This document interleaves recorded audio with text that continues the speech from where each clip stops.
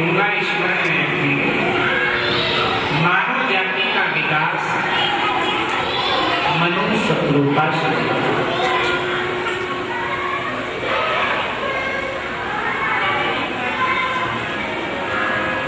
मानव जाति के प्रथम पुरुष मनु जी हैं और प्रथम नारी शत्रुता है। अब आदेश किया ब्रह्मा ने, आप सृष्टि के क्रम को आगे बढ़ाओ, मैं अपनी सृष्टि का स्मरण करूं। लेकिन उसी समय सृष्टि में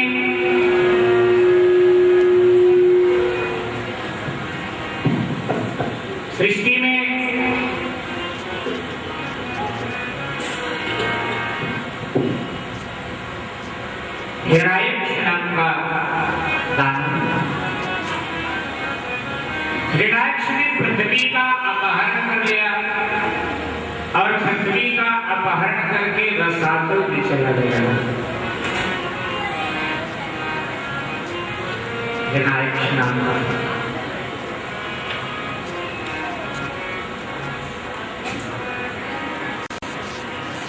हिरण्यक्ष के लिए लिखा हुआ था कृति में, जिसका शरीर बड़ा लंबा चौड़ा और वो 10 हाथ रोज बढ़ता था, नित्य 10 हाथ बढ़ जाता। हिरण्यक्ष पृथ्वी का अपहरण करके रसातल में,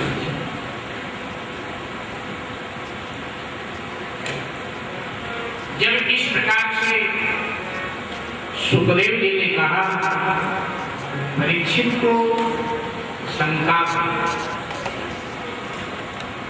परीक्षित ने कहा बोले ये हिरण्यक्ष का पूरा परिचय क्या है? मैंने हर वस्तु का अपहरण सुना है, लेकिन कभी पृथ्वी का अपहरण हमने नहीं सुना। इतना अपहरण कौन थे?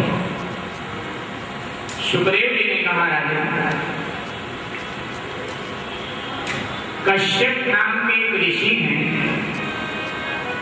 उनकी 2 पत्नियां प्रसिद्ध हैं, अदिति और दीप्ति।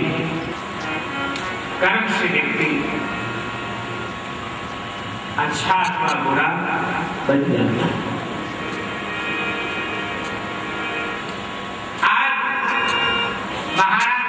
संध्या काल की लीला थी, यज्ञ करने के लिए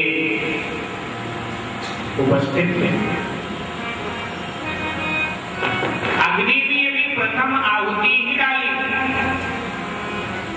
श्रृंगार करके भी कश्यप महाराज के पास आई। महाराज ने कहा, दीदी ये समय ईश्वर आराधना का है, विषय भोग का नहीं। पाप होता है, प्रातः काल और संध्या काल की वेला में व्यक्ति विषय भोग में प्रवेश करते, यह ईश्वर आराधना के लिए है, प्रभु स्मरण के लिए है। आमांत हो रही थी महाराज दीदी के बातों में अंततः आ गए, पथभ्रष्ट हो गए, दीदी गर्भस्थ हो गई। लेकिन कैसे संतानें होंगी? कश्यप महाराज ने कहा, दीदी तूने हमारी बात नहीं मानी, तूने गर्भ अश्वमय में धारण किया है, इसलिए तेरे गर्भ से दुखदायी दैत्य पैदा होगा। शुभ आत्मा का प्रवेश तेरे गर्भ में नहीं हो सकता है, क्योंकि वो समय ठीक नहीं। ईश्वर आराधना का अशुभ आत्मा। सुखदेव जी महाराज वर्णन करते हैं, राजा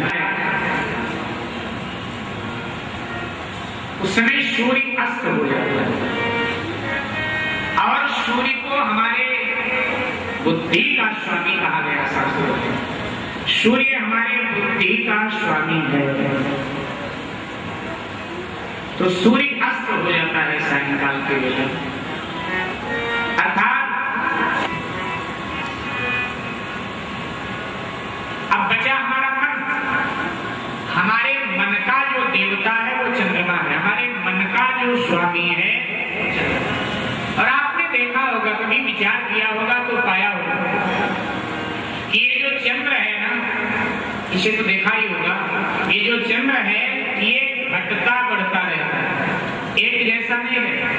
और हमारा मन, बोलो, मन हमारा एक जैसा रहता है क्या? नहीं, हमारा मन भी घटता बढ़ता रहता है। कभी शुभ में जाता है, कभी अशुभ में जाता है, कभी भक्ति भजन में जाता है, कभी वासना में भाग जाता है। मन भी हमारा बड़ा छोटा होता है, कभी संकल्प करता है, कभी विकल्प करता है। ये मन का खेल चलता रहता है। ये मन का जो स्वामी है वो चल रहा है।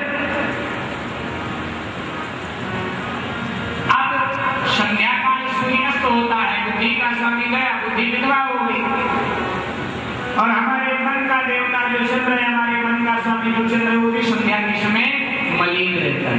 कहते हैं कि संध्या की बेला में काम का आगमन होता है, जीवात्माओं के अंतःकरण में काम प्रवेश। संध्या की बेला, रात्रि में वो भयानक रूप लेकर के जीवात्मा को बंधन की ओर। परीक्षित महाराज ने पूछा, इससे बचा कैसे जाए?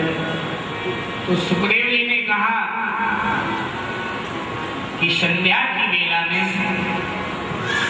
ईश्वर चिंतन करना चाहिए।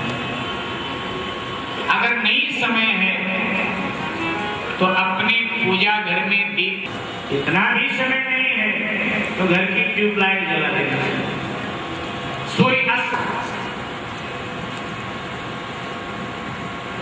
हमारे ऋषियों ने हमें परंपरा भी तो आरती की हुई है, प्रातः सायं आरती जोड़ा है। तो पतंग यूं तो जय और विजय भगवान